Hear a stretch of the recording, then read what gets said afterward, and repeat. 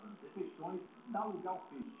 O Conexão Cidade dá uma dica especial para você preparar um salmão para o almoço da Sexta-feira Santa. Na Semana Santa, muita gente faz penitência, troca carne vermelha pela carne branca. E um dos alimentos mais consumidos nessa época é o peixe. E nós vamos ensinar para você como fazer um prato rápido e delicioso com salmão.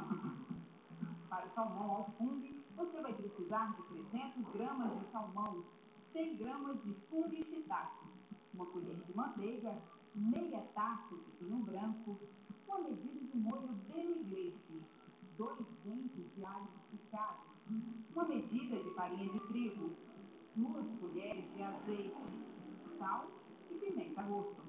A salsinha serve para decorar o prato. Para o acompanhamento, 2 batatas cozidas cortadas em rodelas.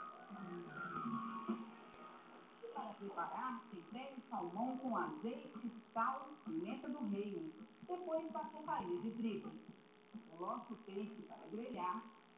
Enquanto isso, prepare o molho. Derreta a manteiga, coloque o alho e acrescente o fungo e shiitake. Deixe fritar. Com o fungo já frito, coloque o vinho branco e o molho demi-glace.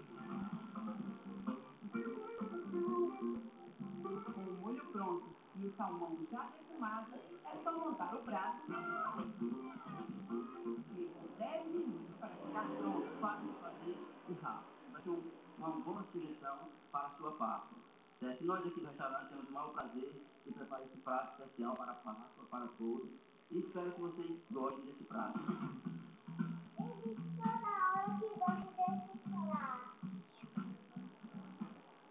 Por hoje é só. Boa noite e até amanhã.